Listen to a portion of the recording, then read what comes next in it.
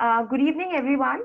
I welcome all the student participants and faculties of Mata Sundari College, Delhi University, to the second day of the certificate course on gender studies, which is being conducted by Forum for Democracy in collaboration with Department of Political Science and Internal Quality Assurance Cell, Mata Sundari College, Delhi University.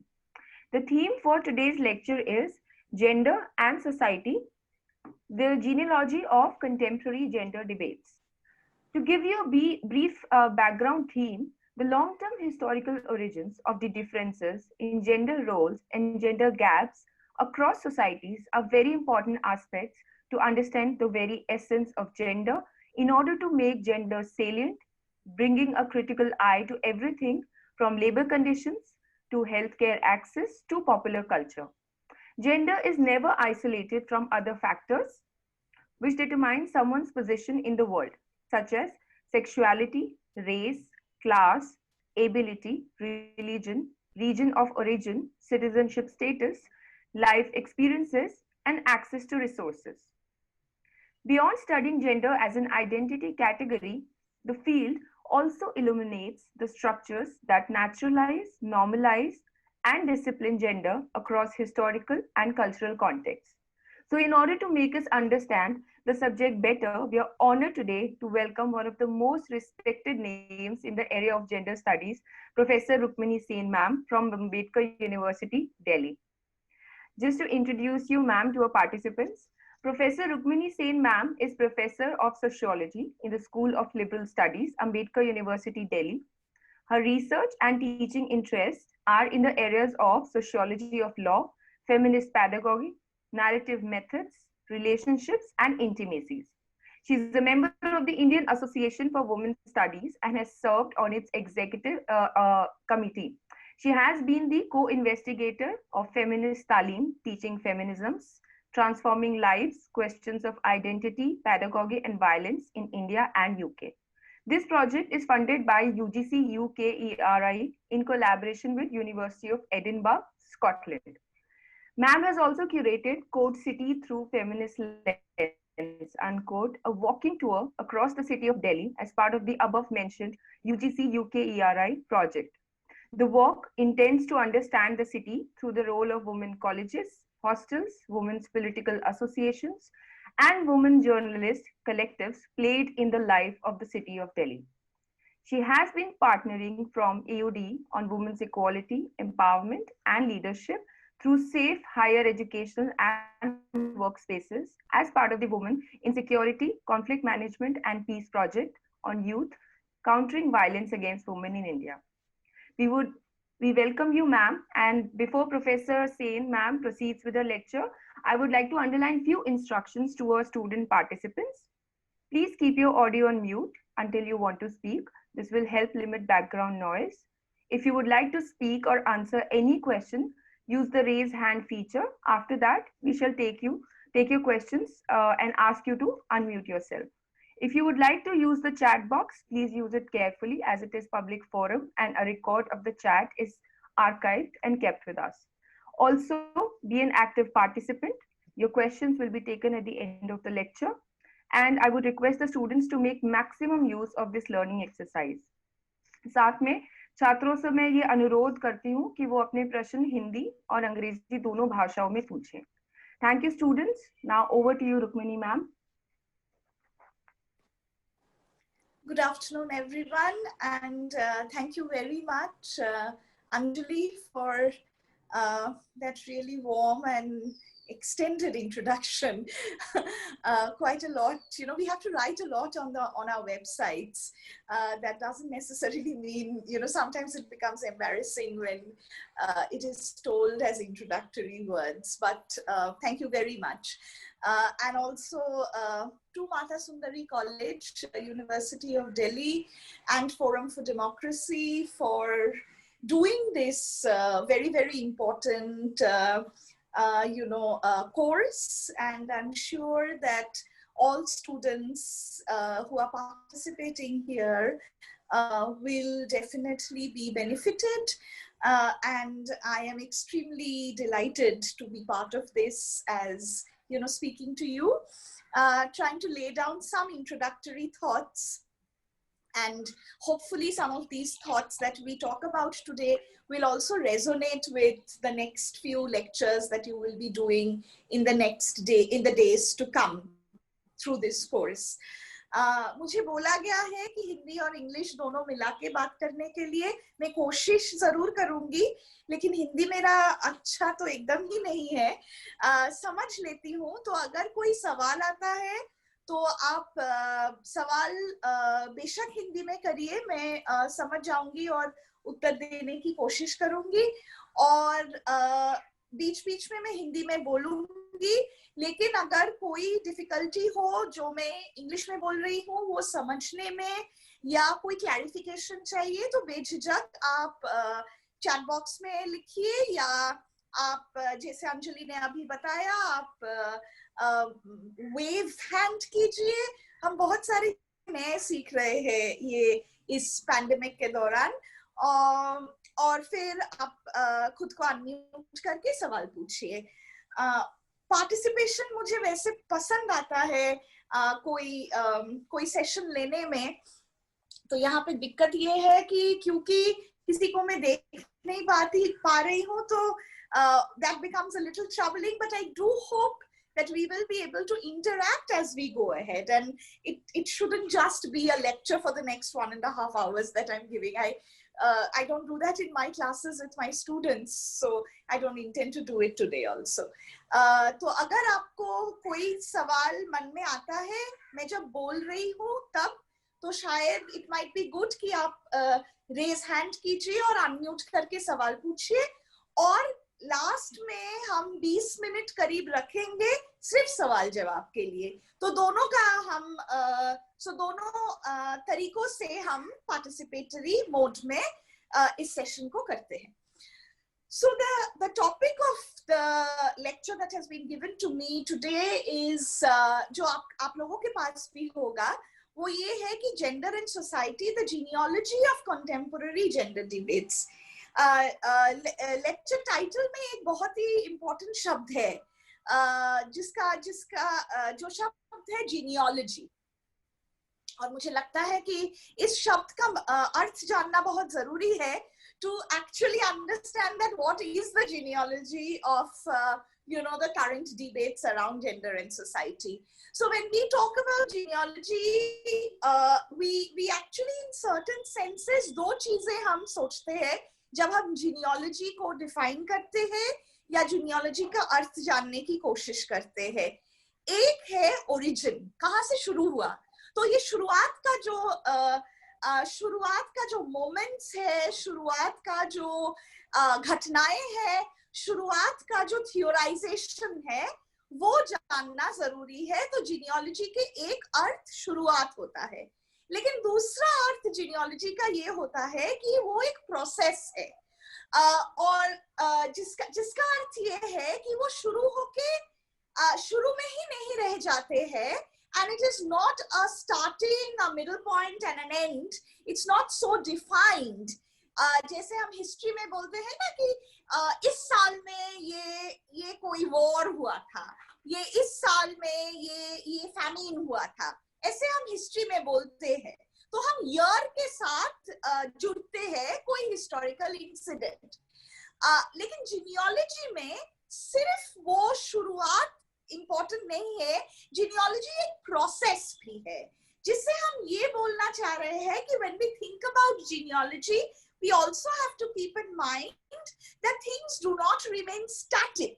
एक जगह पे नहीं रह जाते हैं, it actually moves on. So there is a process and there is a continuity and there is also a change. So genealogy के जरिए हम ये continuity और change, continuity और transformation, ये दोनों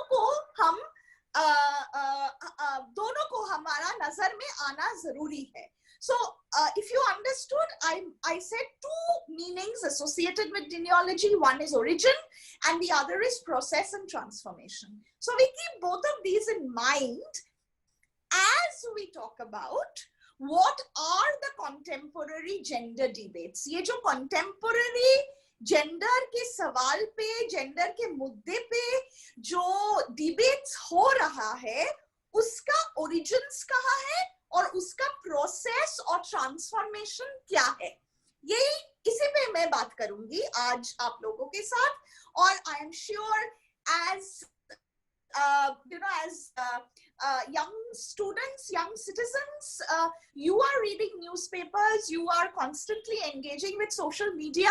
I am sure you will also be able to tell me a few things which I may miss out and which may not have come to my notice as I speak. So please feel free to do that. Bring to the table more examples. आपके निजी जिंदगी के साथ gender के मुद्दों को आप जोड़ के प्लीज जब हम बात करेंगे आप प्लीज वो जोड़ के बात कीजिए, क्योंकि जेंडर हमारा एक कोई एब्स्ट्रैक्ट बाहर का कोई मुद्दा तो है नहीं ना, वो तो हम सबको बहुत ज्यादा इफेक्ट करते हैं.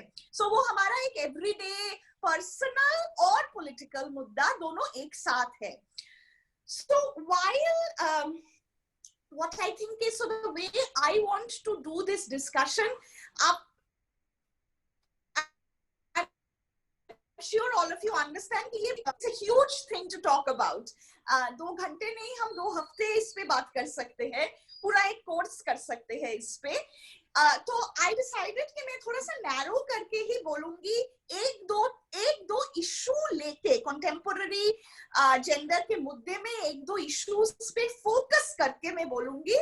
And I will keep in mind questions of origins and questions of transformation, जो genealogy का meaning है. Keeping that in mind, I'll probably restrict myself to 1 or 2 questions around contemporary issues of gender. So let me first begin with laying down some concepts, जिसके साथ मुझे लगता है कि interact करना, वो कॉन्सेप्ट्स को इंट्रोड्यूस करना और कॉन्सेप्ट्स के साथ एंगेज करना as students who are discussing questions about gender in contemporary times. I think these concepts are important. मैं 4 concepts बोलूंगी, उसके बाद हर एक पे थोड़ा थोड़ा बात करूंगी. पहले मैं बोलती हूँ कि क्या क्या concepts लेके we have to engage in a gender and society के debate का discussion. Number 1 is public and private. That is the first. Public and private. Number 2 is equality and difference. दूसरा है equality and difference. तीसरा victim and perpetrator. Victim and perpetrator. और चौथा consent and control. Consent and control. So I will repeat again. 4 conceptual frameworks, जिसके I'm taking those conceptual frameworks to engage with the contemporary debates around gender and understand the genealogy of those debates. Number 1 is public and private. Number 2 is equality and difference. Number 3 is victim and perpetrator. And number 4 is consent and control. आप लोग में से जो पहले gender के बारे में पढ़ चुके हैं, and I know that there are faculty members here, so many of you must have been engaging with questions of gender studies for long. I am sure you have understood that I very specifically did not use the word versus in each of these. So I didn't say public versus private. I didn't say equality versus different. Neither did I say victim versus perpetrator or consent versus control. I always use the word and I didn't use the word versus. The main reason being, I do not think that if we have to understand gendered lives and experience, we can actually understand it as a binary. So public का binary या opposite private है, ये हमको मालूम है, लेकिन gendered lives are not led in the binary कि हम थोड़ा सा private में रहते हैं और थोड़ा सा public में रहते हैं, या मर्द public में रहते हैं और औरत private में रहते हैं. हम सबको मालूम है कि ऐसे हम जिंदगी नहीं बिताते हैं. सभी private और public के अंदर ही, and you know, we kind of make our lives intertwined between public and private. We also make our lives intertwined between who is the victim and who is the perpetrator. Yeah, and sometimes it is not just the men who is the perpetrator of violence and women who are victims of violence. Women who are more powerful can also be perpetrators of violence on women who are less powerful. And consent and control is definitely not in binary opposites. In fact, it coexists. And I'll speak, you know, constantly give examples as to how I'm saying that all of these coexist rather than they existing in binaries. So, my first broad set of things that I'm telling, if you have understood, is that there are a set of concepts. ये चार, you know, broad contours पे हमने concepts को map किया और हमने बोला कि ये concepts, हर concept में दो concept है, if you have realized, ये दोनों binary opposite में नहीं रहते हैं, ये दोनों coexist करते हैं, एक साथ रहते हैं. So ये जो एक साथ रहना, that is something that we have to understand in order to appreciate that gendered lives and gendered experiences are actually very complex. वो बहुत, you know, gray में बहुत ज़्यादा है rather than black and white. बहुत, you know, black and white में उतना नहीं होता है जितना gray में होता है. So, you know, many of you might have read the novel 50 Shades of Grey. So that is something that is important for us to remember, that there is not a binary, they coexist, and they coexist with, you know, dimensions of power and hierarchy. Let me now go one by one. Public private पे पहले बोलती हूँ, फिर equality difference, फिर victim and perpetrator, फिर consent and control. So when I talk about public and private, one of the most important questions when we think about public and private, public sphere as well as private sphere, is that, you know, historically speaking, so originally speaking, the understanding around private and public was that women led lives in the private sphere and men led lives in the public sphere, and women had to strive towards getting access to the public sphere. I'm not trying to say कि अभी ये खत्म हो गया है, and women, and I'm not also trying to say that abhi women don't have to strive to go to the public sphere. They have to. However, it is also important for us to remember that what was the original debate with respect to private and public that the feminist movement started off with. One of the most significant debates around private and public has been suffrage, the question of suffrage. Now, what is suffrage? It is the question of universal adult franchise, meaning the right to vote. All of you must remember that most countries in the world, and arguably the most progressive countries in the world, in Europe as well as in the Americas, they did not start off by giving women, all women, the right to vote. The right to vote came to women in all of Europe, mainly England and France, only after the 1920s. Women were denied the right to vote for two reasons. One reason was that they did not own property, and the other reason was that it was felt that women were not intelligent enough to exercise their mind in order to cast the vote.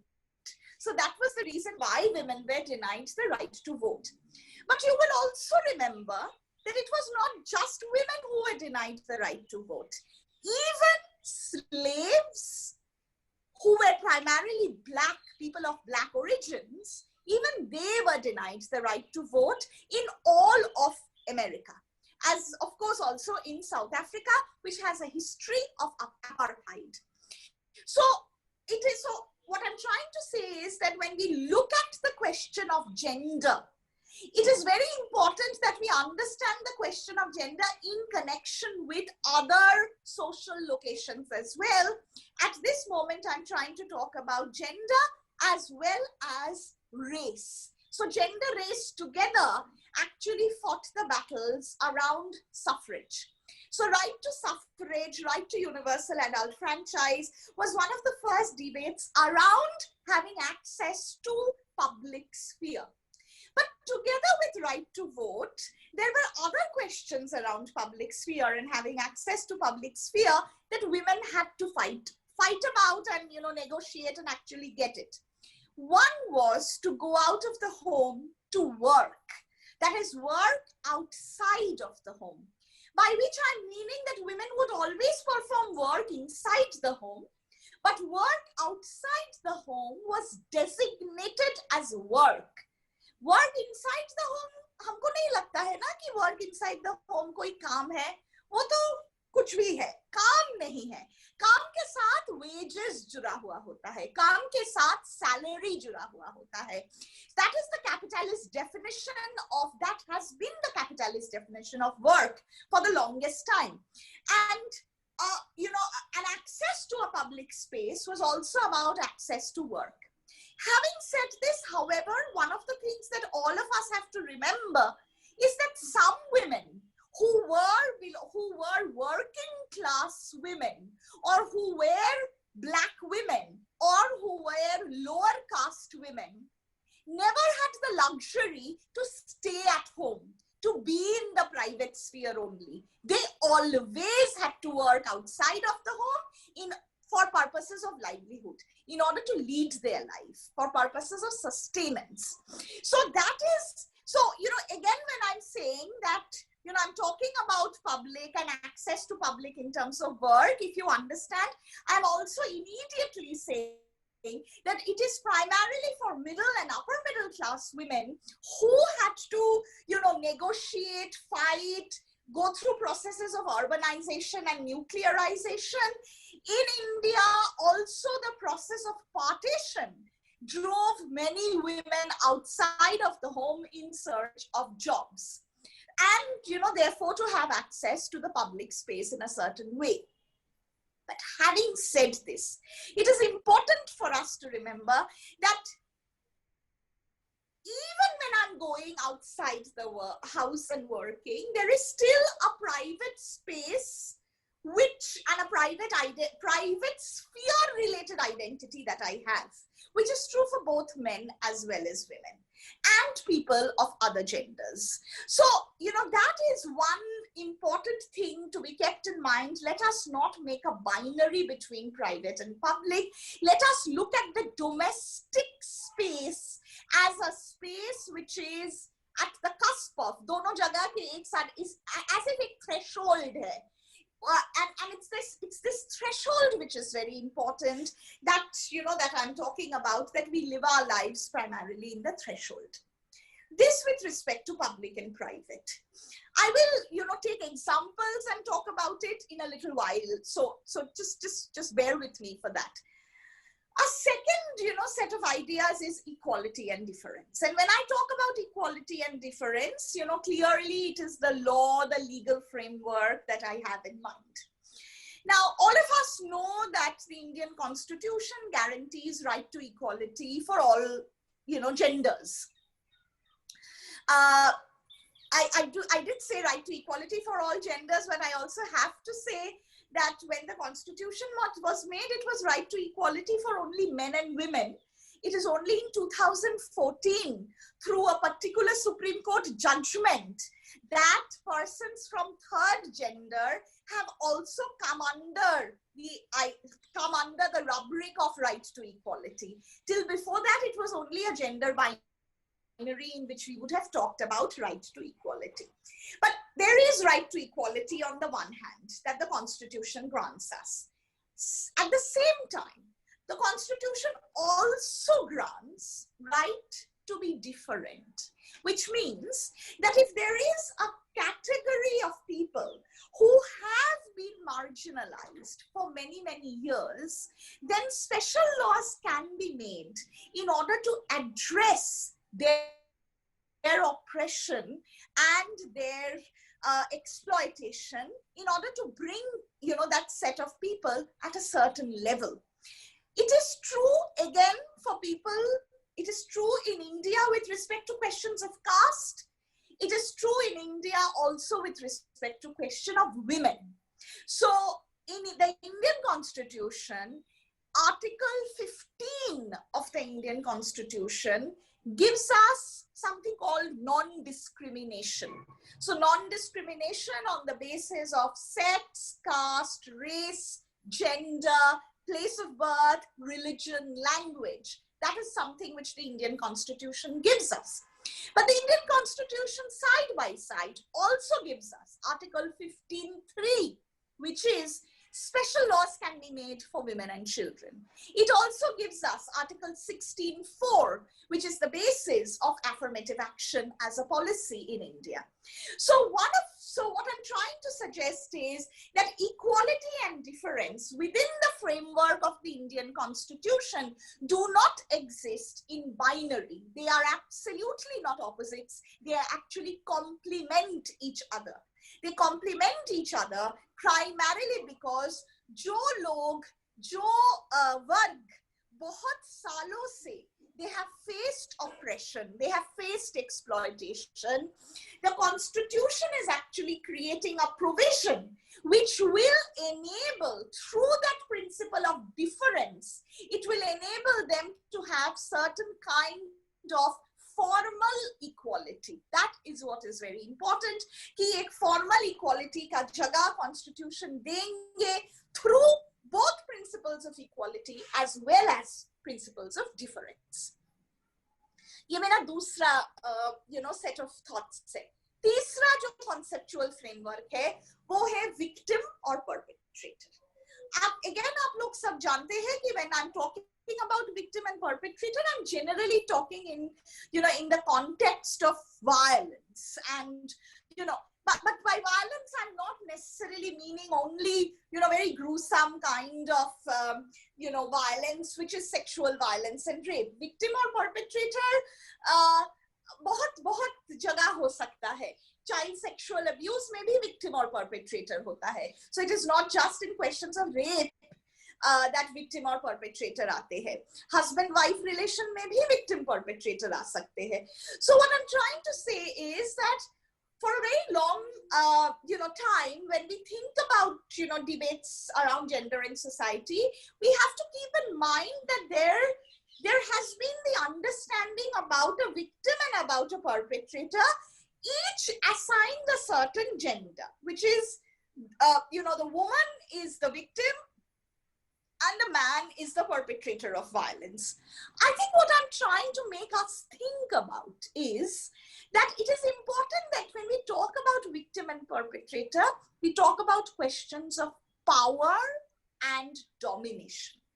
If we do not talk about questions of power and domination, then we will fail to understand that victim and being a victim and being a perpetrator are not individual traits of people. They are socially constructed and culturally given, and sometimes politically motivated. So it is very, very important that we understand when we talk about victimhood and a perpetrator status, while we can of course assign gender identity to who is the victim and who is the perpetrator, because usually all kinds of statistics tells us, आप लोग खबर में recently you must have seen National Crime Records Bureau का जो latest जो आंकड़े आए हैं, उसमें it is very clear that crimes against women have actually gone up. The National Crime Records Bureau statistics of 2019-2020 suggest that Uttar Pradesh is one of the most affected states in terms of crimes against women. So that is also a reality. Yeah, so clearly in terms of numbers, women face more violence. So women are more victims of violence than, let's say men. Having said this, I would still want you to remember that when we are talking about victimhood and perpetratorhood, it is important that we remember power.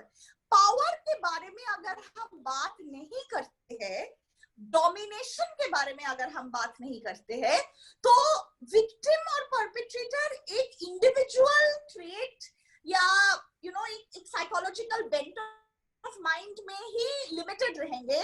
हम इसके साथ जो societal मुद्दे हैं, जो societal location है, patriarchy का सवाल, कास्ट का सवाल, रिलीजन का सवाल, ये हम नहीं जुड़ेंगे अगर हम पावर और डोमिनेशन के बारे में बात नहीं करेंगे. So we need to talk about questions of power and domination when we engage with questions of who is the victim and who is the perpetrator. So एक स्ट्रक्चर के जरिए हमको विक्टिम और परपेट्रेटर स्टेटस को देखना जरूरी है, rather than only through individuals in an incident. That is something which is very important. So, much of feminist discussions have been around questions of power and domination, and I'm thinking कि उसको याद रखना, उसको मद्देनजर रखते हुए कोई sexual violence के बारे में बात करना, ये बहुत जरूरी हो जाता है. Fourth and my last, point around conceptual, discussion, as I said, is around questions of consent and control. आप लोग सब जानते हैं कि consent, सहमत के बारे में हम बात करते हैं, और control के बारे में तो I don't think that any of us need much explanation around it. However, what I'm actually trying to, point towards, और मुझे लगता है कि पिछले 10 साल के अगर हम जेंडर एंड सोसाइटी के डिबेट्स देखते हैं, स्पेशली इंडियन कॉन्टेक्स्ट को लेके, मुझे लगता है, मेरा मानना है कि कंसेंट और कंट्रोल वाला मुद्दा सबसे उभर के आया है. कंसेंट को कैसे हम डील करें और कंट्रोल के साथ पावर को कैसे रिलेट करें, लेकिन कंट्रोल के साथ वेरी इंटरेस्टिंगली प्रोटेक्शन भी जुड़ा हुआ होता है. So what I'm trying to say is that, when we talk about consent, हम सबको, I'm sure again all of us know कि सहमत कौन दे सकता है. सहमत एक इंडिविजुअल दे सकता है. It is an individual who can give consent to, let's say, enter into a contract. तो सहमत देने के लिए you have to be an adult, just like you have to be an adult, which is in this case 18, in order to cast your vote. सहमत देने के लिए you have to be an adult to cast your vote, to have a sexual relationship with somebody, to even marry somebody. So that is the way in which we understand सहमत or consent, which is that you are exercising your own decision in order to do something. Yeah, and that is something that you do only as an adult. So a child के साथ हम consent interestingly जुड़ते ही नहीं हैं. जो लोग mentally ill है, उनके साथ भी हम consent नहीं जुड़ते हैं. जो elderly है, उनका consent हम हड़प लेते हैं. हमको लगता नहीं है कि जो elderly है वो elderly, interesting, हम elderly के respect के बारे में बात करते हैं, लेकिन consent शायद उस तरह से नहीं बात करते हैं. So what I'm trying to say is that we understand, it's important that we understand consent in the sense of an individual connected to questions of liberty, with questions of freedom, with questions of the ability to take decisions in a very important way. So those are ways in which we have to understand consent. Now, I'm sure all of you understand that when I'm equating consent, or bringing together, not equating, when I'm saying that consent and control coexist, I'm trying to say that on the one hand, consent is about exercising my own, choice and freedom, etc. But it also coexists with control, where, let's say, my parents tell me कि आपके भले के लिए तो हम ये कर रहे हैं, तो आपके भले के लिए हम आपको बोल रहे हैं कि आप 7 बजे के बाद घर से बाहर नहीं जा सकते, क्योंकि 7 बजे के बाद, शाम को 7 बजे के बाद खतरा ज्यादा है. 7 शायद अभी 9 हो गया है. हम जब छोटे थे तो वो 6 या 7 ऐसा था. अभी शायद वो 9 या 10 हो गया है रात को, लेकिन कुछ पाबंदी तो है. So there are these boundaries, right? And these boundaries are boundaries which come to us through control, let's say parental control. लेकिन हम इसको very interestingly control को हम हर टाइम पावर के साथ जुड़ते नहीं हैं. हम कंट्रोल को प्रोटेक्शन के साथ जुड़ते हैं. और जब हम प्रोटेक्शन बोलते हैं तो हमको यही लगता है ना कि ये हमारे ही मेरे ही भले के लिए ही बोल रहा है, तो हमको भी अपने अपने मूवमेंट्स एक बाउंड्री, एक दायरे में रखना बहुत जरूरी है. हम लड़की है तो there are ways in which respectability has to be maintained, etc etc.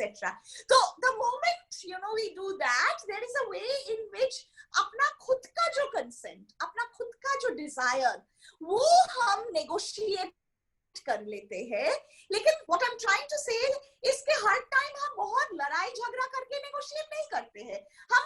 हमको भी लगता है कि यही करना जरूरी है. That is the reason why I do it. So there is an interesting way कि हम control के लिए consent दे देते हैं.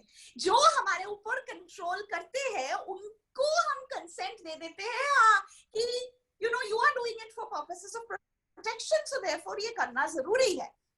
So that is something which is very interesting, and I feel that in the last few years, many of the incidents that has actually come to us, up front, I think do revolve around questions of control and consent, or public and private, as well as victim and perpetrator, and definitely questions of equality and difference has played an important role in the manner in which contemporary debates around gender have actually progressed over a period of time. I think before I proceed further, I would like to know if आप लोगों में से कोई कुछ बोलना चाहेंगे, कोई सवाल है, कोई कुछ शेयर करना चाहते हैं. Before I move to the next bit of my discussion, थोड़ा सा अगर आप लोग डिस्कशन करना चाहते हैं तो बहुत अच्छा रहेगा. Ma'am, students. I have one question. Okay, Kriti wants to ask a question. Ma'am, basically, when you told us about equality and discrimination, you said that in constitution, it goes together, like it goes hand in hand. So, can you please tell me that all these laws and all which are related to equality of women are somehow weakening their position? Is it so, is it discriminating their position when we are giving them special rights and all such things? Okay, I've understood. Fine. Any other question or comment? Ma'am, I have a question regarding the consent that you talked about. Ma'am, yes. As you see the case of marital rape, in India, marriage is taken as a part of consent. So even I think section 375 of IPC, I think part 2 or part 3, it leaves adult saying that after getting married they don't need any consent, like a special, there's no particular law which address this. So what's your take on that? Like the change in law can bring any change, or is it like, I hope you're getting what I'm trying to ask, like the culture of India, how it's shaped. Fine, I understood. Anything else? Maybe 2 more questions. There's something on the chat Good box. evening, ma'am. Yeah. Okay. Hi, my name is Ramita. So my question is, as we are seeing the feminist movement grow in India, and with the age of social media and everything, the feminist movement is not only sorry, have I disconnected? I can hear you. Okay. So the feminist movement is not only just group 2 people who are of the age of 20 plus, but it actually has reached to 15-year-olds, 16-year-olds girls who, when I was in high school, I came across this movement, and it constructed such a I'm sorry, am I audible? Okay, so it constructed a new type of dialogue in our heads. It was different from what we were seeing in our society, what we saw growing up. So coming to my question, now we are seeing the feminist divide is actually increasing. People are more anti-feminist because they consider that feminism is just taking away from people. It's just constructing a bias against women, that they can play the women card and they can get ahead in society. But to me, even though there are wrongs in every law, but I think feminism is still needed. Even in the social class society where women are doing so well, they're doctors, they're engineers, they still face sexism in their workplaces. They still are marginalized. Not there's even in schools, girls are sexualized. I was in a convent school and we were sexualized. In a girls' school, we were sexualized. We were told that if you dress up like that, are you trying to attract attention from men? Even though we were in suits and salwars, and this is a Christian missionary school, where even though they speak in English and they try to be so high class, they use these types of narratives. So my question to you is there the feminism divide real, or do we actually need to come to a more society where uh, in the modern, especially in the modern places where feminism is just not, is it okay? I'm missing out. So Understood your question, so it's okay. It's okay. I've understood your question. Good okay. evening. Ma'am? Yeah, maybe one or two more questions for the moment and then I'll continue. Ma'am, I wanted to ask a question that don't you think that if we give absolute power to anyone, be it men or be it women, it leads to control, like being a woman, I have a soft corner for women. We face discrepancy because of that soft corner. If a woman is there in power, she will somehow be tilted towards females. So ma'am, don't you think that it gives some sort of like inconvenience to men? Like if we are talking of gender, we should talk of men's side too, no? We should not. Certain. Fine, got your question. Thank you very much. Welcome, ma'am. Anybody else has, I think I'll take one last question in this round. Ma'am, you said second conceptual framework talking about equality and difference. You said they coexist with each other, but as long as difference exists, so we wouldn't be able to achieve equality. So don't you think they shouldn't exist together? Okay, that's a very good question. I see one question typed on the chat box. Fine.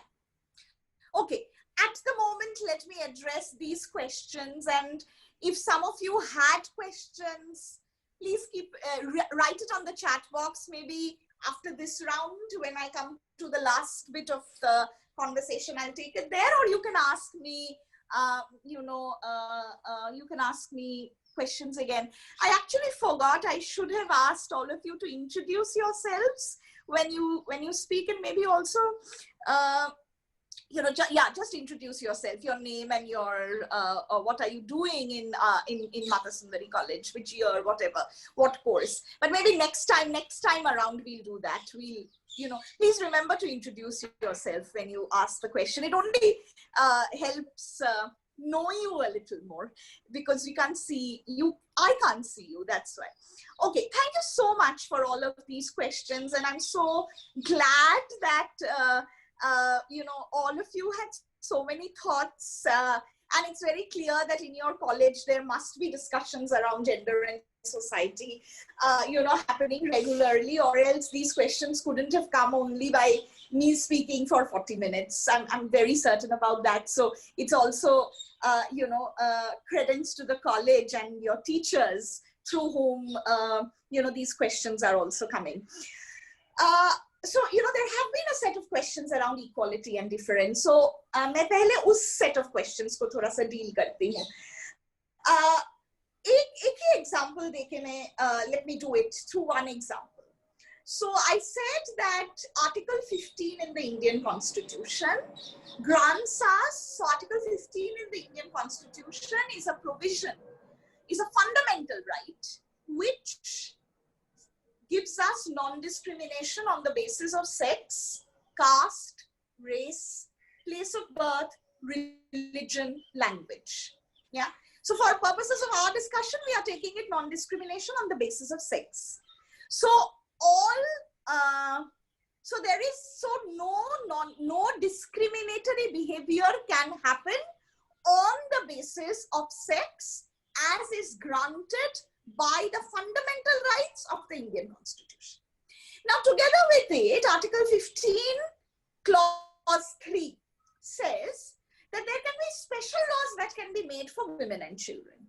Now, one example of a special law that has been made for women is Protection of Women from Domestic Violence Act. Another example of a special law that has been made for children is Protection of Children Against Sexual Offences Act. The first, that is the Domestic Violence Act, it came in 2005. The second, that is the one with respect to sexual offences against children, otherwise known as POCSO, that came in 2013.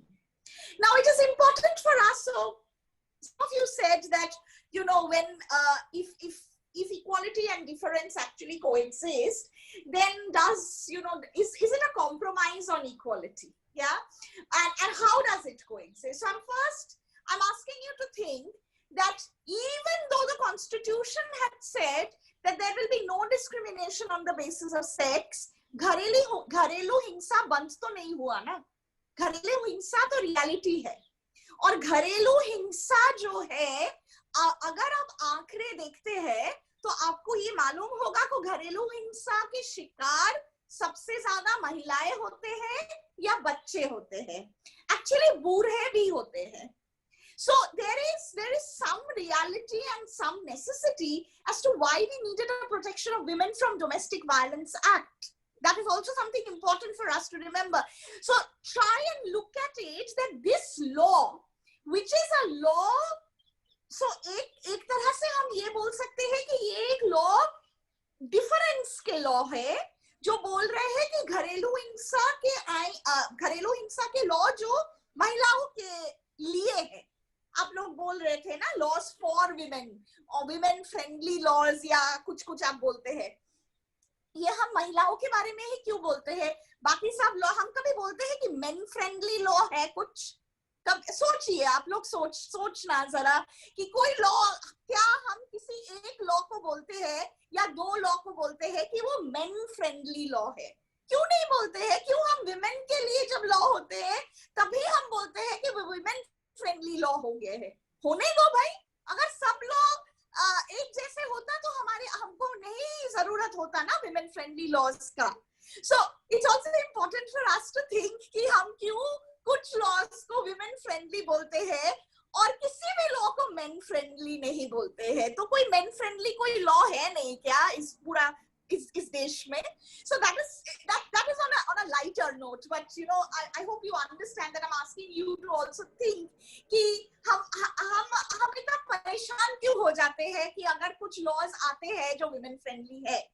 लेकिन इसके साथ जो serious और conceptual चीज मैं आपको सोचने के लिए बोल रही हूँ तो वो ये है कि अगर if there wasn't a law on domestic violence, think about that. When all ACRAs, all statistics is saying that women face domestic violence much more than men. Of course, I understand that men, even when they face domestic violence, their masculinity, sometimes their arrogance, their ego doesn't even allow them to make the complaint because they can't even feel that they have faced domestic violence. Yeah. But if we keep that aside for the moment, if most NCRB data is telling us that women के ऊपर domestic violence ज़्यादा होते हैं, so having a law specifically for domestic violence against women, is it actually a law which is creating difference, or is it a law which is actually creating equality?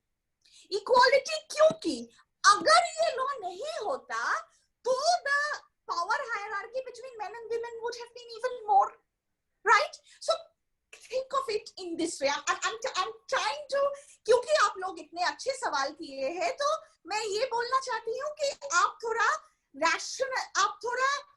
उल्टे तरीके से देखिए और सोचिए कि अगर ये लॉ नहीं होता तो क्या वो डिस्क्रिमिनेटरी नहीं होता. मैं ये सवाल सवाल पूछना चाह रही हूँ आप लोगों को, क्योंकि सभी आंकड़े, सभी सर्वेस बोलते हैं कि महिलाएं डोमेस्टिक वायलेंस का शिकार होते हैं.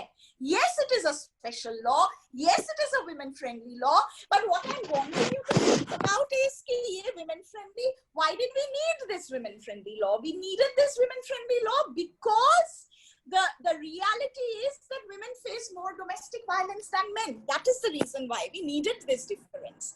So this difference is actually socially socially and structurally created. So that is something that is important for you to remember.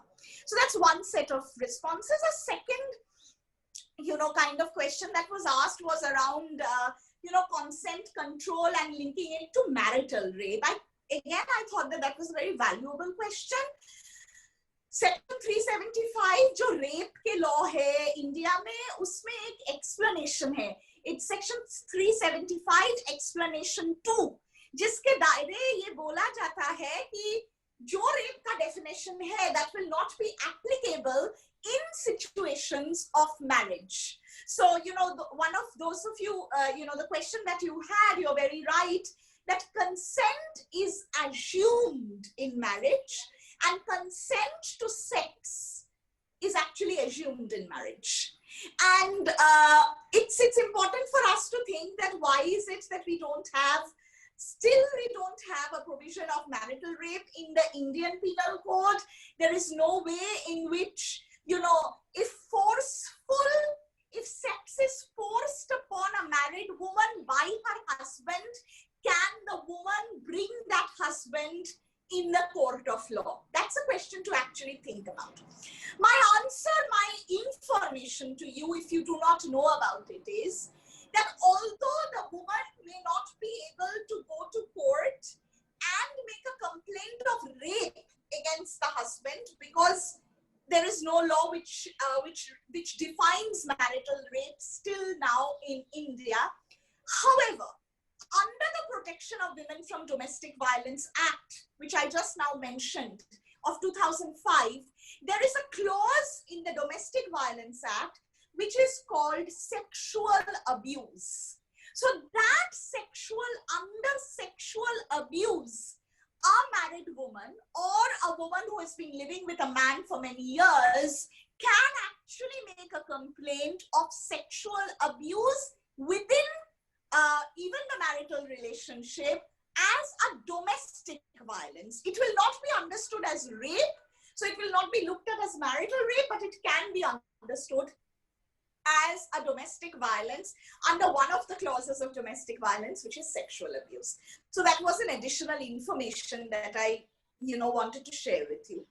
A third set of questions that has come to me has been around, divide within the feminist movement, anti-feminists, should women have absolute power, some kind of clubbing those together.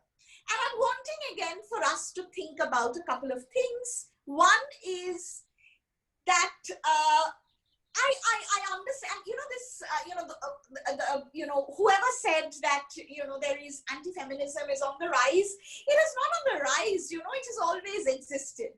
So when I grew up as in college, maybe not in school, but definitely in college, in university, those of us who did have certain, positions which went against the normative social constructions. I think we have to ask ourselves, what really is feminism doing? Feminism is asking us to interrogate certain given, existing, assumed power structures. That is what feminism is asking us to do. And when it is when somebody is saying that, one shouldn't be a feminist, or there is a huge anti-feminist wave, then we have to understand that it is anti to asking questions to the power structure, anti to asking questions to hierarchy and domination. So that's something that we have to remember.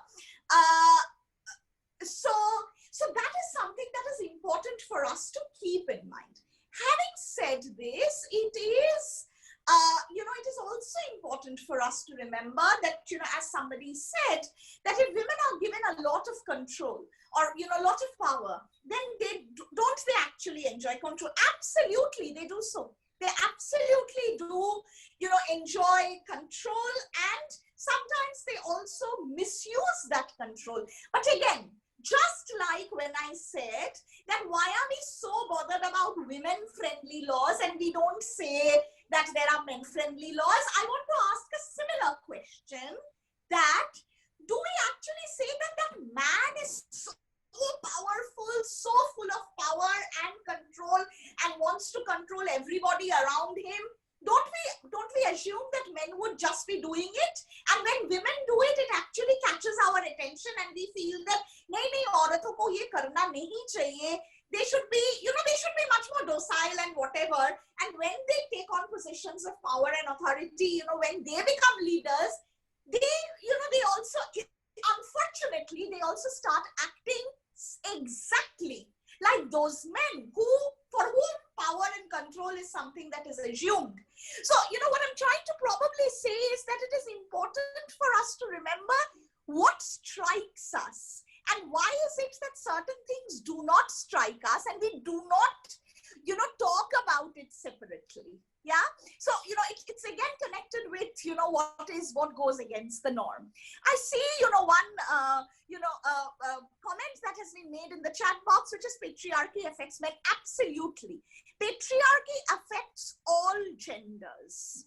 There is no two ways to it, that patriarchy affects all genders, including men, including people who belong to a gender, minority. So I think that is something that is important for us to acknowledge. Men are also caught in the oppression of patriarchy in terms of the fact that, let's see, don't you know this phrase, boys don't cry? Don't you know these phrases that men have to be bread earners? So, this is tremendous amount of pressure that even men have. That, let's say, men do not want to be bread earners and they want to just paint, but their family will exercise a lot of pressure on them. नहीं तुमको नौकरी करना चाहिए, क्योंकि अगर तुम नौकरी नहीं करते हो तो तुम्हारे बहन को शादी कौन करेगा? So even that is something which is a reality, absolutely. But the answer to this, to acknowledge that men are affected by patriarchy, doesn't mean that one has to be anti-feminist. That is what I'm trying to say, and that is what is important for us to kind of remember. I see quite a few things on the chat box, and I may not have the time to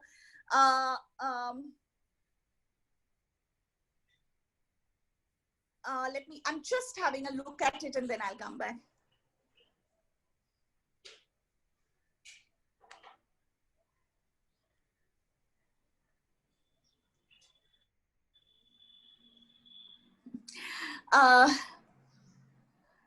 I'm quite intrigued with the question around, transgender, around transgender, around the question of transgenders, that there is a privilege that transgenders have by occupying, both spaces. I ask you to think about who do you have in mind when you think about privilege, because clearly the privilege with respect to elites who are transgenders, definitely clear, but the transgender who begs on the red light area, I don't think has a privilege in occupying two kinds of gender identity. And it is definitely not two gender identities. It's constantly a strive towards, a third space. It is not occupying two spaces. It is a striving towards a third space. I think that is something which is very valuable for us to kind of remember. I will, stop addressing the questions at the moment, because, there is a set of things that I will want to say a little more, and then, I'll come back to these questions at the end. But, for the next about 15-20 minutes, let me speak again and then maybe address a few questions. The next part that I want to talk about, which is kind of building upon the concepts that I made, I will look at three I will look at two institutions actually, and and look at gender through two institutions. So the two institutions that I want to look at is family and caste. The two institutions that I want to look at is family and caste. Just give me 1 second. I think there is some trouble that I'm facing.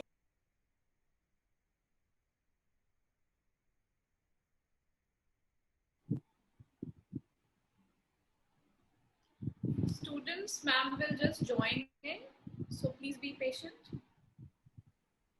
She has some trouble with the background noise.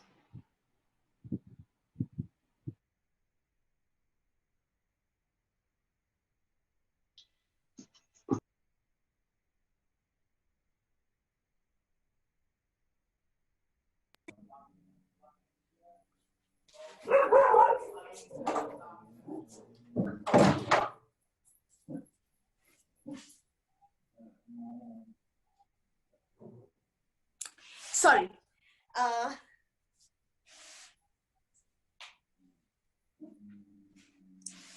Yeah, so I thought that I would talk about two institutions and engage with questions of gender and society through two institutions and two very recent, 2 or 3 or maybe 4 recent cases in the last few months as well as few years, which actually brought the question of debates around gender and society in a very different kind of a way in the recent times. I want to actually start with the institution of the family, primarily because that's an institution that we, again, somehow take for granted and don't really interrogate a lot when we think about questions of gender. So we think about politics, we think about, workplace, etc. But we somehow forget the family and what is it that the family can do in questions of power, hierarchy, and domination and the way it affects, men's lives and women's lives as well as transgender lives. You have to remember that most transgender people actually cannot talk about their transgender identity primarily to their family, which is primarily to their parents, and they need to establish support groups outside of their family. They need, networks and support groups outside of their families. As I said, I will speak now for about 15 minutes and then get the questions. So at the moment, please hold on to your questions. I'm seeing somebody waving, but please keep your questions to yourself and write it down so that you remember to ask me later. So the first, kind of examples that I'm wanting to give is, the 2 very recent cases that all of you must have seen. One is an 18-year-old boy in Delhi who was actually killed in Adarsh Nagar, in West Delhi, in Adarsh Nagar. And those of you who have been following the newspapers, the reason why this boy was killed is because this boy was in some kind of a romantic love relationship, if I may, with a woman, and very clearly it was said, and that the communities of the two, the boy and the girl were different, and that is the reason why the girl's family, her brothers, actually came and beat up the boy very badly, and eventually the boy was actually killed. And through this, what I'm wanting to actually suggest is that this is a very common example that actually happens, when 2 people choose, consent to be in love with each other, to become intimate to each other. Yeah. And there is a way in which the families come into the picture. It could be brothers, it could be fathers, it could be uncles. Sometimes even the village comes in, sometimes the police also comes in. And the families of the community or even the police comes in and act as agents of control. And there are various ways. In this particular case, the boy has been killed, yeah, which is the worst thing that could happen. But there may be situations where the boy or the girl who are intimate to each other, they are not killed. But when they are not killed, they are threatened, they are harassed, they are stopped by the members of the family to meet each other, and eventually, they are married off to somebody else that the family wants them to marry. So what I'm asking you to think about is that within questions of family and kinship, and extend it a little further, even community or village, there are very important and interesting and sometimes extremely dominating ways in which consent is completely trampled. And it is trampled through control, but the control is actually understood as आपके भले के लिए कर रहे हैं, आपके खुशी के लिए कर रहे हैं. So there are multiple reasons as to why this control actually takes place. So that is something which I thought I will give as one of our first examples, where the institution of family and the way in which it can control gendered gendered experiences and intimate desires is something that we are constantly seeing. Some of you would want to push this further and understand it through questions of love, through questions of elopement, through questions of the coming into being of the Khap Panchayat, through questions of politicizing it, through what is today called love jihad. So I'm just trying to lay down a set of things, and I'm sure you will have occasion to discuss this later in other sessions, or even with your teachers later, that there is a very important way that the institution of family comes into being, impacts and operates upon through questions of power and domination on gendered choices.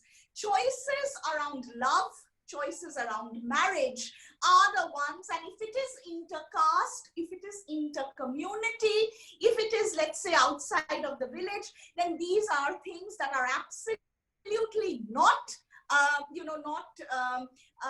not accepted by members of the family community. Sometimes even the police comes hands in glove.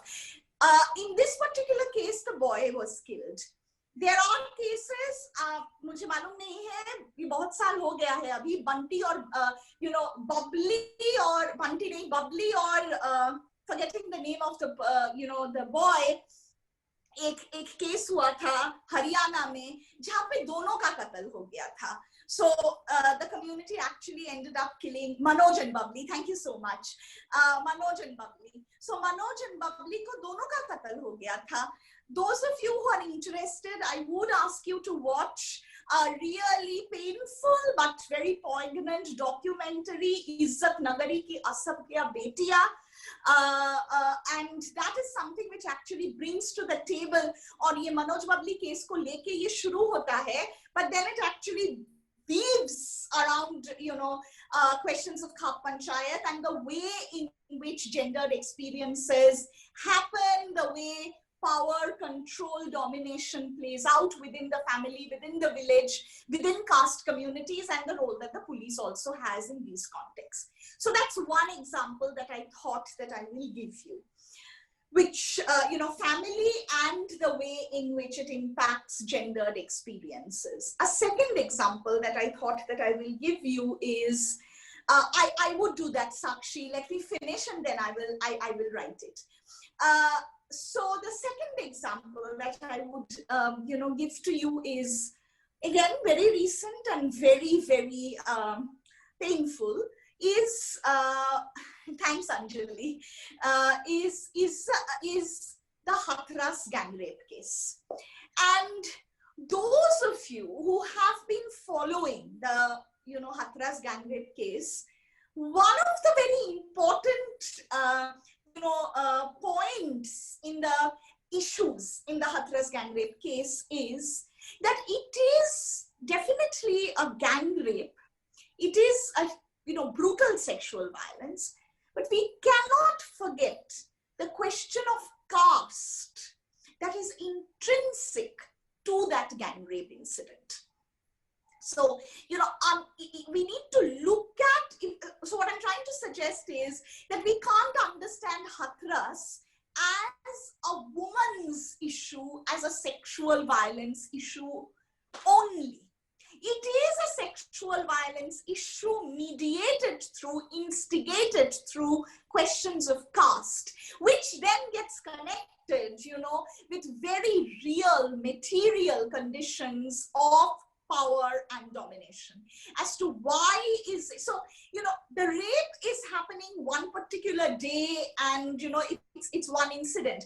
But if you have read around the Hathras gang rape, if you have actually read, some of the quotes and the interviews that the mother of the woman has actually given, then you will know that the mother has said that this girl was actually disallowed from even stepping out of the home, primarily because she was harassed constantly by the, Thakurs in the village in which they stayed. And the profile, the caste composition in the village is also extremely skewed. There are just about 15 families who belong to lower caste, as opposed to roughly about 100 families who belongs to upper caste.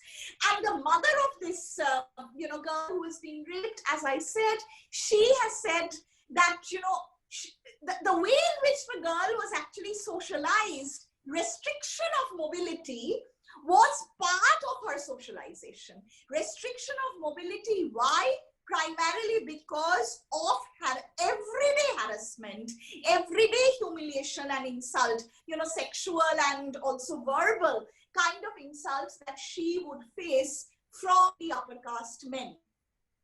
So I think it is Hathras now when we are talking about it, and then of course it goes into questions about dignity in death, the controversy around cremation, etc. I don't want to talk about it in huge detail at the moment. The only thing that I'm wanting to tell us is that it is very important that when we engage with questions of contemporary debates around gender, we have to talk about intersectional relationship between gender and caste, gender and disability, gender and sexual orientation, gender and, mental illness, that's why I said disability, with, of course, questions about these, unless we talk about it intersectionally, unless we understand it through the coexistence of different structures, then what will happen is it will only become a woman's issue. Yeah, I think what I'm trying to get to is that we have to understand that while, people belonging to a certain people belonging to some genders are marginalized, they are also marginalized because their gender location coexists with their caste location, with their religious location, with their, with the kind of bodily abilities that they have, with the kind of sexual preferences or orientation that they have. So it's important that you do an intersectional analysis when you talk about contemporary debates of gender. So look at gender and caste, look at gender and class, look at gender and religion, look at, gender and disability. And the moment you do that, you realize that it is not just, so then we can't say that all women face discrimination. Yes, but then there are some women who are facing discrimination differently because they are Muslims, because they are of a lower caste, because they are disabled women. So it's important that you, keep in mind that intersectional correlation when you understand the contemporary debates around gender. My last point would be the most talked about, I would think, case in recent times around questions of sexual violence, which all of you know has been the 2012 Delhi gang rape. I'm not getting to, what happened, with respect to the Delhi gang rape, because, it's, I'm sure all of you know about it. There's been lots that have been written about it. I'll talk about two things, that to me, that that struck me as someone who went, who participated in protest demonstrations, who participated in consultative processes of legal transformation that happened post the 2012 Delhi gang rape. I'll talk about two things and, stop. And I know there are quite a few questions that many of you have. So I'll give time for that for about 15, 20 minutes. So one important thing that I felt when, by attending, these protest demonstrations post the 2012 Delhi gang rape was that there was a very interesting way in which the language of protest, I think, emerged. And I would think that it also, for someone like me who has been part of, women's movements, campaigns for a long time in actually two different cities, Calcutta and Delhi, I felt that it's an important moment for us to reckon with, and it's an important moment for us to acknowledge and understand what is the articulation that is happening. And I would think that, a lot of these, protests, protest demonstrations actually talked about and gave a lot of emphasis around freedom. So, many of you must be knowing, the Azadi related slogans. I don't want to get into all of those, but I think that's actually what I have in mind, that the articulation that was coming out was actually around freedom, was around, and I would think, around the constitutional citizenship principle of liberty. If you realize the preamble of the Indian Constitution grants every citizen liberty. That's part of the preamble, right? Liberty, equality, and fraternity. I personally felt that the way in which post-2012 articulation of demands that were happening was couched within a feminist philosophical understanding and a feminist philosophical, creation, citizenship creation of what it means to have freedom. Freedom to walk on the streets at any point of time in the day or even night. Freedom to choose one's partner. Freedom to marry or not to marry.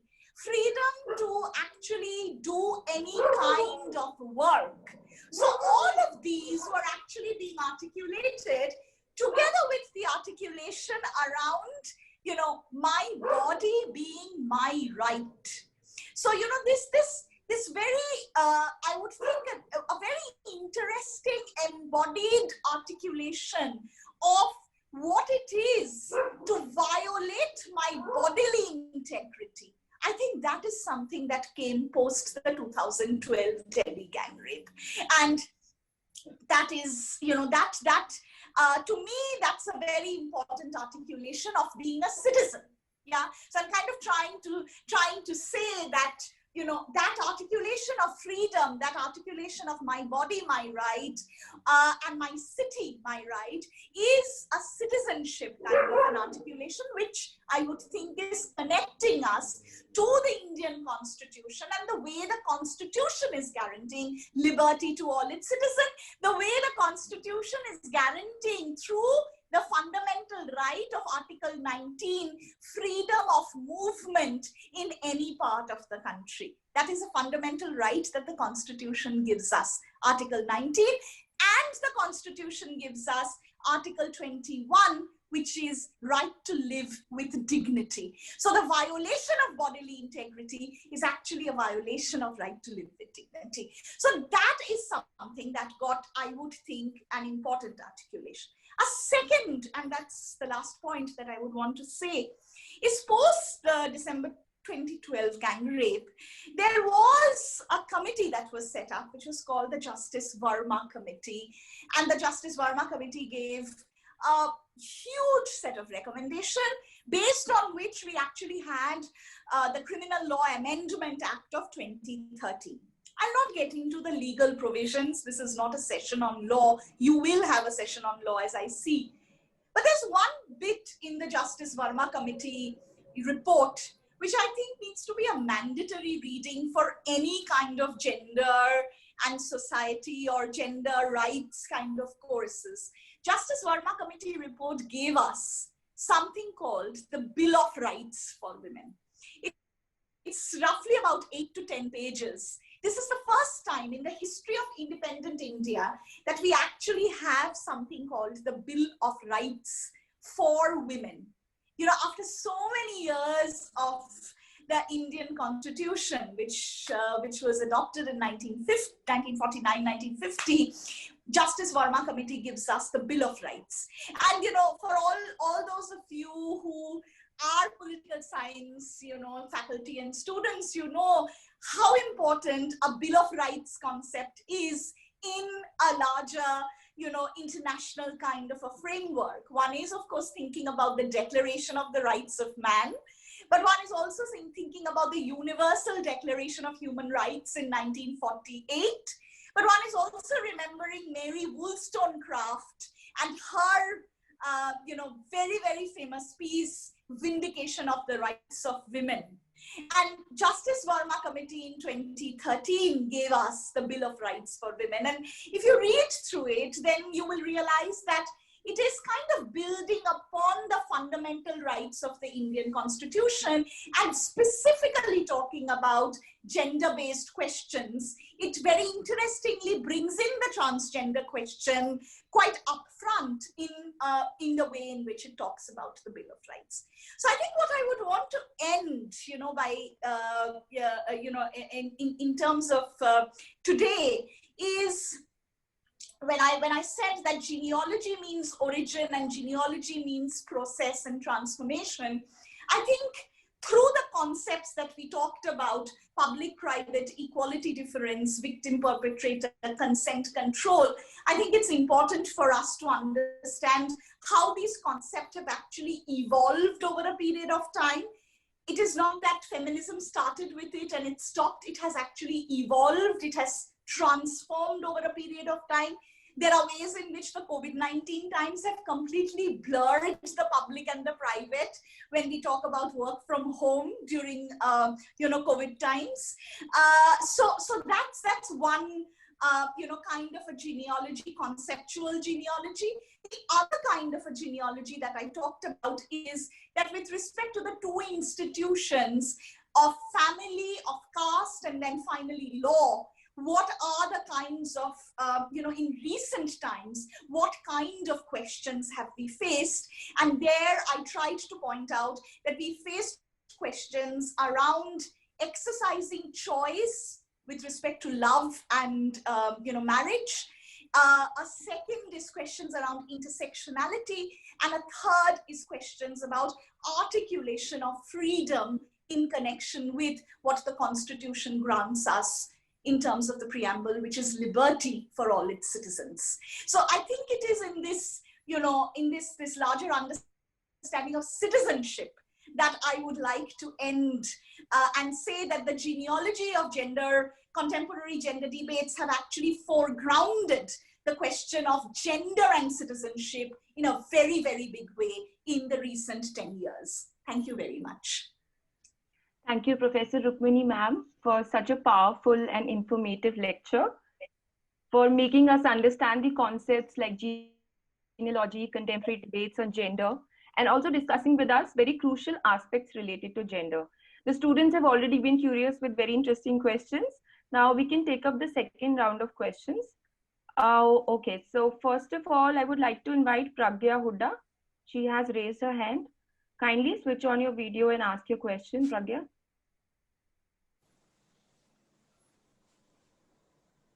Pragya, are you there? Ma'am, I am not able to switch on my video. Like, okay, ask your question then. It's okay. Good evening, ma'am. I am a student from Political Science Honors second year. Ma'am, my question was that, do you think that the feminist wave or the feminist movements are a bit subjective? Like, though not, I won't comment that every woman suffer or every woman do not suffer, but just because not we don't know who all suffers. Sometimes we cannot see that every woman are like all women are there to, you know, they come up for the movement. So don't you think it is a bit subjective, hence we are not able to get our rights just because we are not understanding the problem lies in power, not in gender. So that is why we are not able to organize ourselves like at the time of our protests or something. Fine. Shall we get a few questions and then let me Sure, answer? ma'am. So Diksha Khandelwal, she has also raised her hand. Diksha, can you ask your question?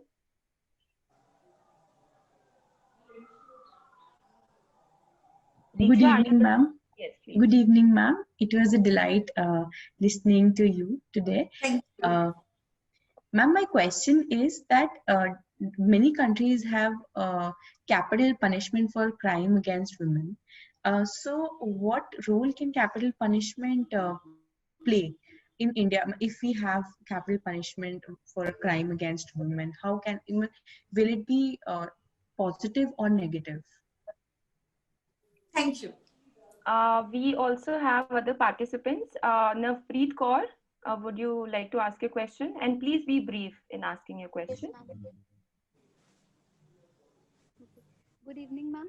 Ma'am, you mentioned about two institutions, but don't you think there are various other institutions also? For example, problem lies also within our political system, and religion also religion also play very important role. I mean, with no offense, Hindu religion do give lots of emphasis on purity, virginity of women. So do you think there are various other institutions which played very important role in subordination of women? Also, ma'am, Ramita K, she has a question in the chat box. Ramita, would you like to ask your question? Sure, ma'am. Good evening again. Okay, so my question was, even though we are talking and discussing feminism and how the moments have changed and how people's thinking has changed, but let's also talk about uniform civil code and lack of e- e- equal laws for Muslim women. In a law where polygamy is allowed, where triple talaq was allowed, don't you think it is time to bring in the uniform civil code and grant equal rights for men and for women? Can I just answer this set of Okay, all right, ma'am. and then maybe have Sure. another round? I'll forget or else. Thank you very much again for all those questions. It's always wonderful to get questions from from college students and I don't know, probably faculty also. I'm sorry if I'm misunderstanding identities. Subjective. Is the feminist movement subjective? No. Let's that's the first response. Okay, no, it definitely isn't subjective. But to answer a little more, to the specific query that you have, do we all know that all women are suffering? Yeah, I thought that was a very valuable point that you said when you asked your question. And I would actually want us to think that if we are a little mindful, if we read the newspaper every day, then we will know that there are so many kinds of women who are suffering. Yeah. So I think it's also important, who are you asking this question? That do we know whether all women suffer? So first of all, think, who do you mean by all? By all, is it, your members of the family, and your friends, and there is an understanding, no, none of these women suffer, and therefore ये जो feminists नारे लगाते हैं कि सब महिलाएं निर्यातित है, सब महिलाएं शोषित है, ये एकदम एक सब्जेक्टिव चीज है, क्योंकि मैं तो अपने आसपास किसी महिला को सफर करने नहीं देखती हूँ. I think it's important to ask ourselves that do women actually even talk about their suffering? Do women actually, the ways in which they lead their everyday lives So many women are forced not to take up a job. So many women are asked to leave their job when they have their first child. So many women lose their promotion because they have taken maternity leave while they were in job. And these sufferings as well. So shall we understand suffering only with an incident of sexual violence that a woman faces? ये सवाल करना बहुत जरूरी है कि suffering एक incident नहीं होता है. सफरिंग या इंसल्ट या ह्यूमिलिएशन या मार्जिनलाइजेशन वो कास्ट के जरिए हो, वो जेंडर के जरिए हो, वो डिसेबिलिटी के जरिए हो, वो एक हर दिन का एक्सपीरियंस होता है. और क्योंकि वो इतना मंडेन है ना, इसीलिए हम उस पर बात भी नहीं करते हैं. हम तभी बात करते हैं जब स्पेशल कुछ होता है. हम जब स्पेशली किसी ने हमको मारा है, या स्पेशली या हमारा नौकरी चला गया है, या हमको किसी चीज करने से रोका गया है. वैसे तो हर दिन किसी ना किसी चीज से हमको रोका जाता है. पाबंदियां हम खुद ही डाल देते हैं अपने ऊपर, उसको हम सफरिंग समझते ही नहीं है. सो ये सोचना थोड़ा सा जरूरी है कि हम suffering, are we wanting to see suffering? That is something which I think is important. So you know, it is therefore valuable for us to you know, it is therefore valuable for us to actually think कि feminist जो मुद्दे उठाते हैं, हमको लगता है कि वो मुद्दा एक घटना के बाद उठता है, लेकिन वो सिर्फ घटना को लेके मुद्दा नहीं है. वो जो हर दिन का चलता हुआ, जो everyday, you know, different kinds of unseen and unsaid violences है, वो सब उभर के आते हैं. Capital punishment. In India, we actually have capital punishment for gruesome rape. So there is something called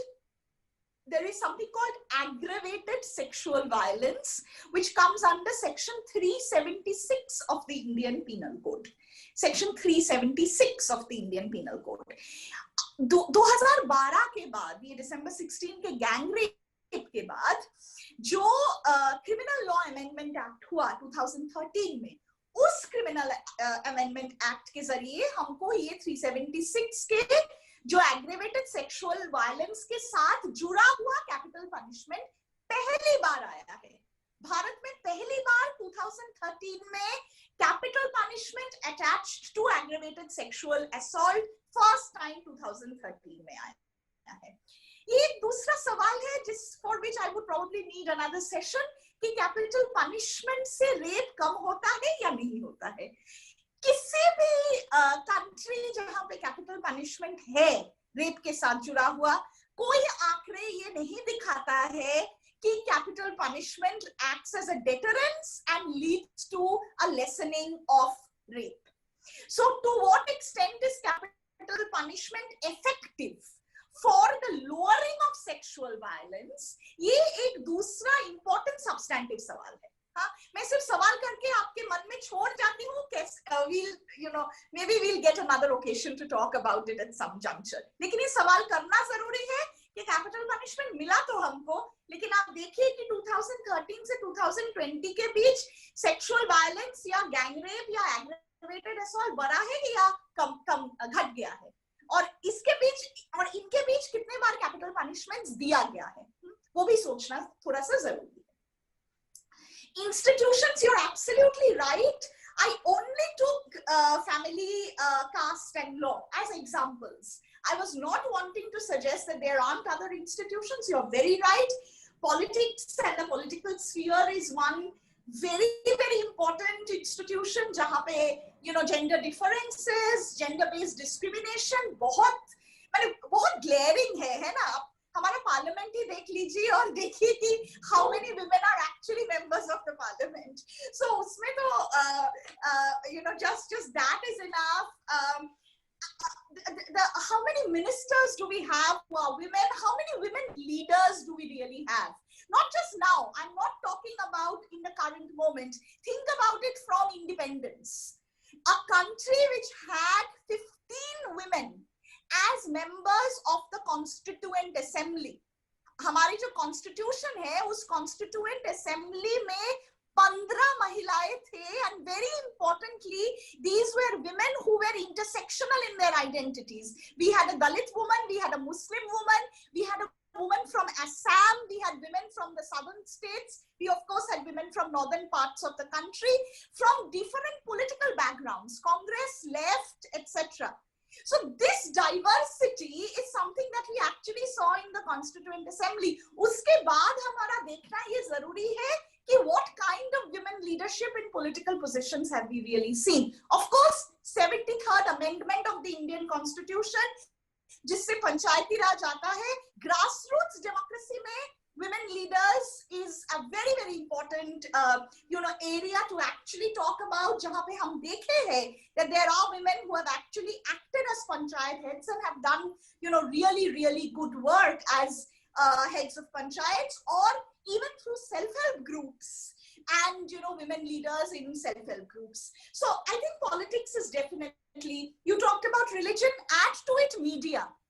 Yeah, and think about how is it, what are the ways in which फिल्मों में, advertisements में कैसे कैसे महिलाओं का representation होता है, and what kinds of gender discrimination continue. Sports is actually another area जो हम भूल जाते हैं एकदम. And I don't know how many of you know that even in the recent times, I think a couple of years ago, not in India, Serena Williams actually raised questions about,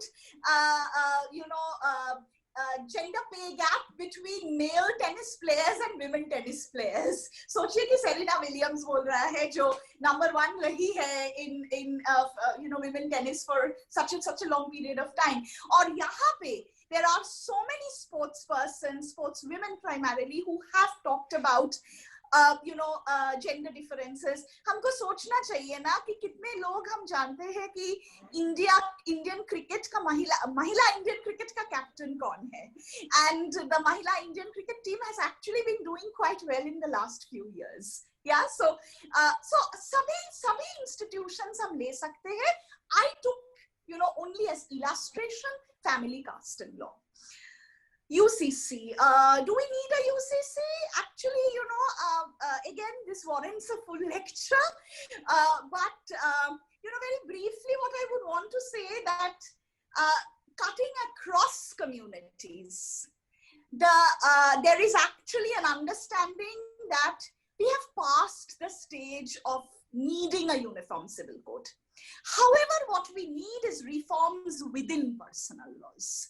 Yeah, that is something. So over the period of time, 1980s में uniform civil code एक important मुद्दा था. Actually uniform civil code, क्योंकि आप सवाल पूछे हैं, आपको मालूम ही है कि कॉन्स्टिट्यूशन में article 44 directive principles of state policy में यूनिफॉर्म सिविल कोड है.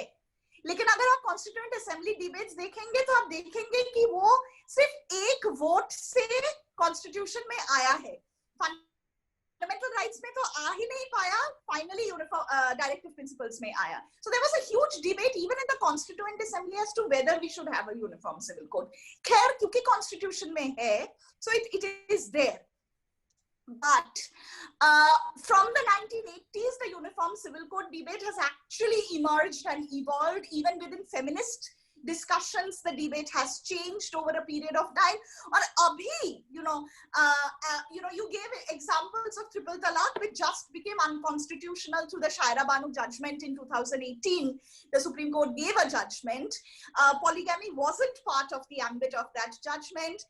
2005 में पहली बार हिंदू महिलाओं को equal rights to ancestral property आया है through the Hindu Succession Act. So when we are talking about, Parsi women are still disallowed if they marry outside of their community. They are still disallowed from entering the fire temple at the time of the death of their parents. So ये जो gender-based discrimination है, जो religious practices से आते हैं, ये सभी religion में या कम या ज़्यादा है. Whether the answer is in uniform civil code, I would think that over a period of time, वो मुद्दा हटके जो आया है कि reforms within personal laws जरूरी है. अगर आप ट्रिपल तलाक डिबेट फॉलो किए हैं तो आप जानेंगे कि भारतीय मुस्लिम महिला आंदोलन ने बहुत important अहम रोल प्ले किया था ट्रिपल तलाक के मुद्दे में, and they actually brought out a report जहां पे ये क्लियरली आया है कि reforms within personal laws, reforms within the community जरूरी है.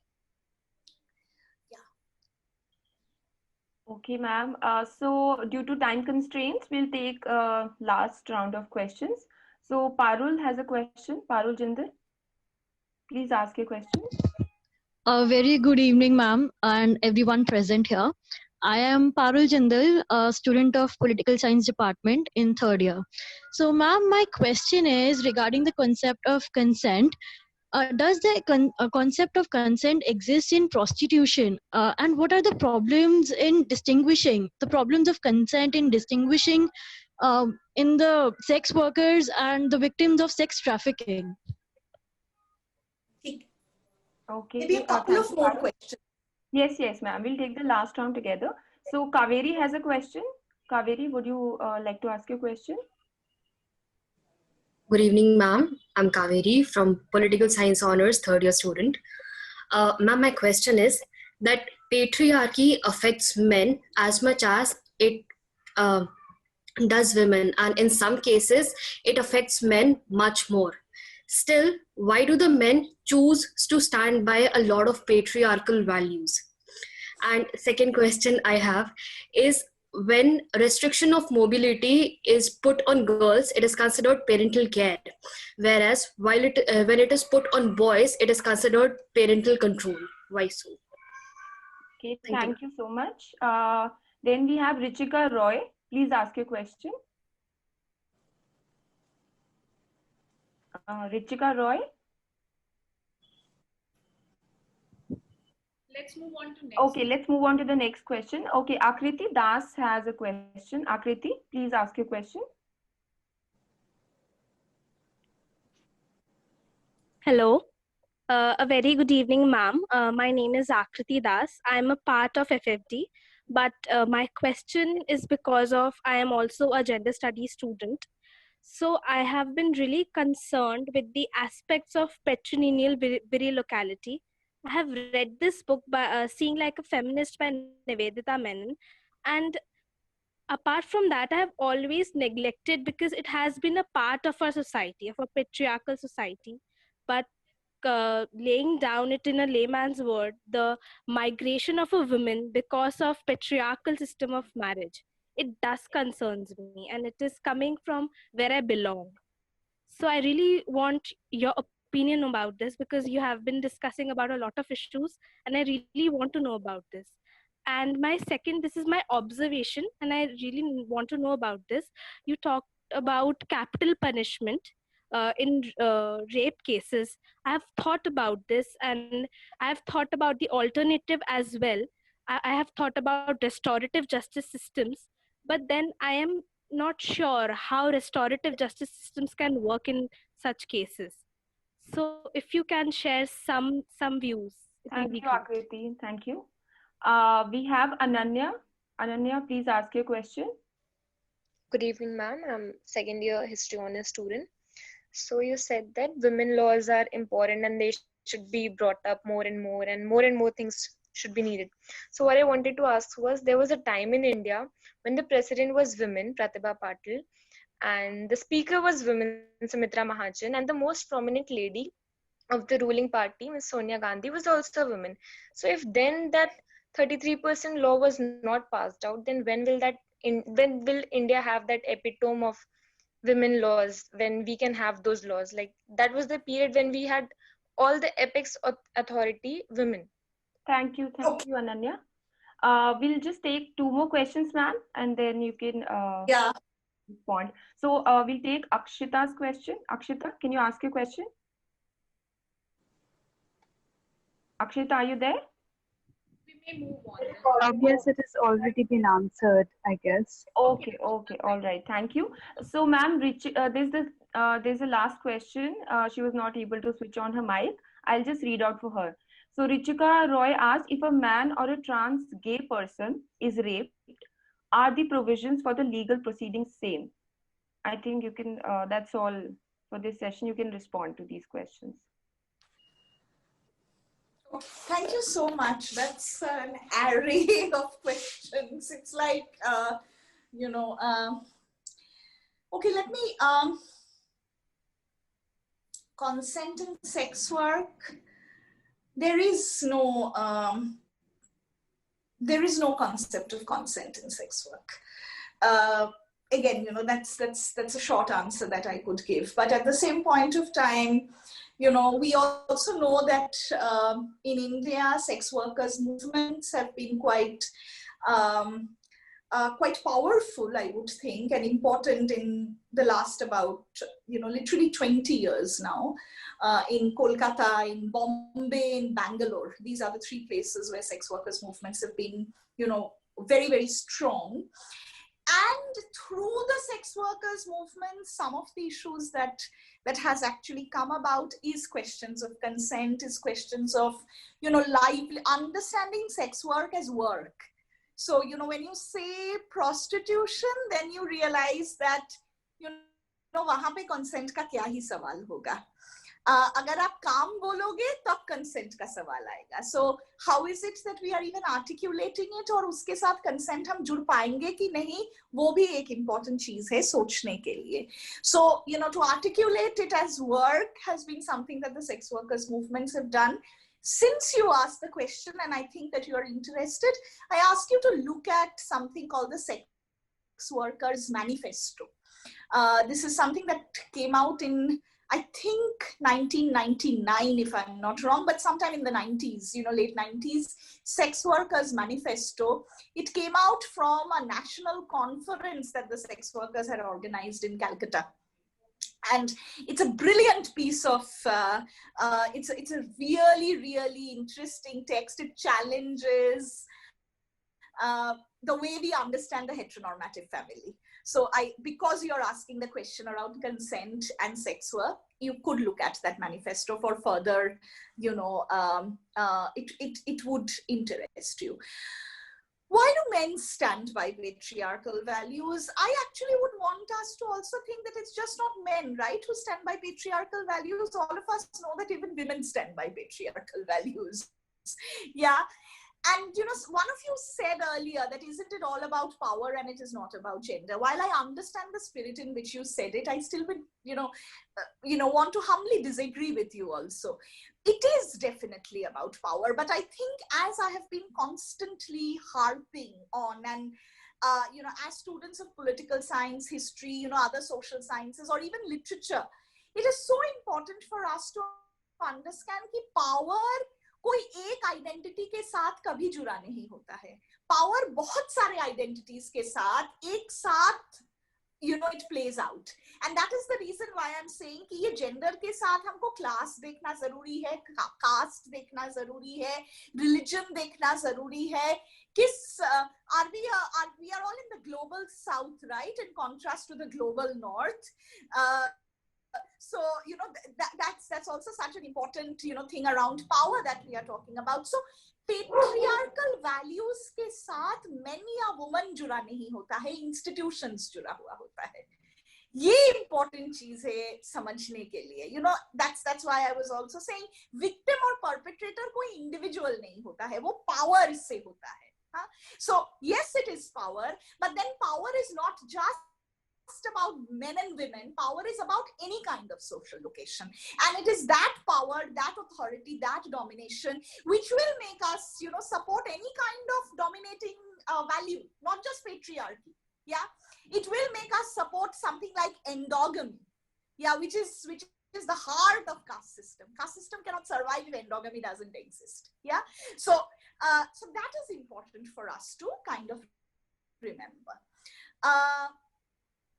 केयर हो जाता है विमेन के लिए, ना केयर हो जाता है बॉयज के लिए और कंट्रोल हो जाता है विमेन के लिए. आपके पास ही आंसर है. I am sure when you are saying it you know, so I don't have to say much, but it's very interesting कि आपने केयर और कंट्रोल ये दो चीजें एक साथ लाए.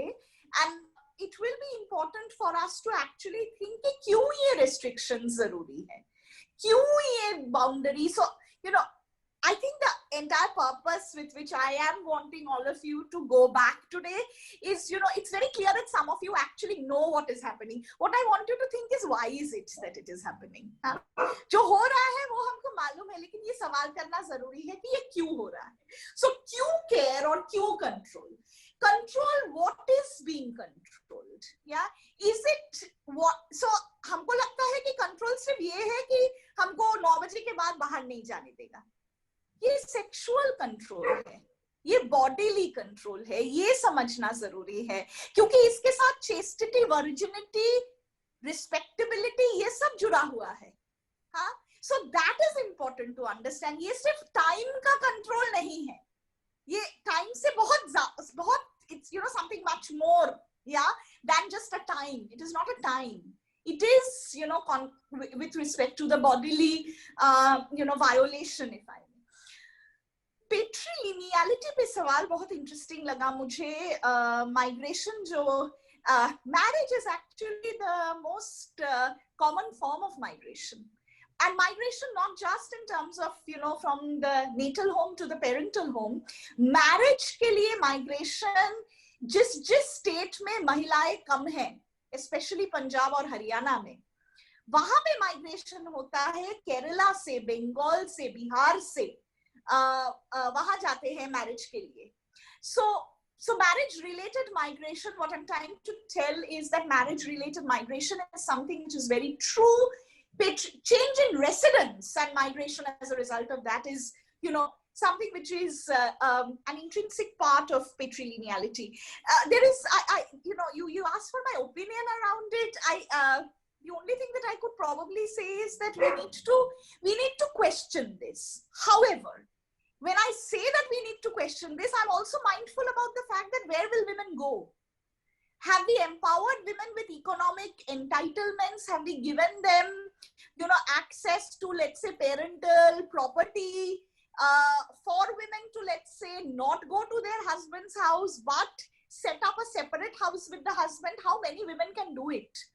That's something important for us to understand, right? Then the man and the woman has to work to earn a living, that is. Unless that happens, unless we ensure other kinds of property and economic related security, there's no point in me just criticizing it. Yeah, I'm of course critical of it. Yeah, but I'm also saying that by being critical of it, then I also have to suggest something, right? And the suggestion is in, giving number of economic empowerment as well as, property related, access and entitlement. But when I say property, I also know that I'm talking about a certain class of women, right? So, it's all of this together. I will not address the restorative justice question. It's a huge question. It requires a very different kind of but I still would want to just say that it's important that you think about restorative justice. Since we do not have it, that doesn't mean that it is not possible. When shall we have 33% reservation? We didn't have it with those 3 women heads. We've had, India is actually one of the first South Asian countries which had a woman prime minister. Britain also didn't have a women prime minister when we had Mrs. Gandhi as our prime minister. And that doesn't necessarily ensure that, there will be political equality for women. Yeah, I think we talked about questions of control when women take political offices, so I don't want to repeat it. This last question on when men and trans persons get raped, this is very, very valuable. Legally speaking, the rape law that exists in India, it is only women who can be raped. It is a gender-specific law. There has been a lot of debate within women's groups and sexuality rights groups to say that the victim of rape should be a gender-neutral person. Yeah, but even the 2013 amendment did not give us that. So that's actually one of the reasons why transgender persons, when they face sexual violence, it becomes very difficult for them to actually report it to the police because there doesn't seem to be any space. So they can't report it as rape. However, they can report it as outraging of modesty. Yeah, so there is something called section 354 and there is also indecency. I think it's 259. Those are provisions that they can take. Transgender people people could probably also take Section 377 of the Indian Penal Code. All of it has not been, taken away. Yeah. So, so those are provisions that can be taken, but rape is a provision unless the transgender person has actually done a sex change and is a woman, biologically, then she can make actually a complaint of rape. I'll stop. Thank you so much. I sincerely thank you, Professor Rukmini Sen ma'am, for being such a strong proponent and inspiration to bring the focus of conversation to investigate the current state of gender stereotypes in using a multi-dimensional framework. I'm sure our participants must have learned a lot by today's lecture. So thank you so much, ma'am. As we reach towards the conclusion of this program, I would like to sincerely thank our resource person, Professor Sen, for a very informative knowledge sharing session. As we discussed, our collective work is far from over. There's a dire need to innovate education delivery models to quickly work towards breaking gendered roles and stereotypes. Also, many interesting readings have been shared with students, so I would kindly request you to go through them. As we end day 2 of the course, all students are requested to assemble for day 3rd of the course tomorrow, that is 3rd of November 2020 from 4 p.m. to 6 p.m. You're requested to kindly check your registered email IDs for link and other details of tomorrow's session, which will be on global movements, feminism and suffrage, and polity, economy and gender, for which we will have Dr. Papia Sen Gupta ma'am and Dr. G. Uma ma'am as the resource persons. So please log in 10 minutes before the start of tomorrow's session. For any further query, feedback and suggestions, kindly get in touch with us. Thank you everyone. Thank you so much, ma'am. Thank you.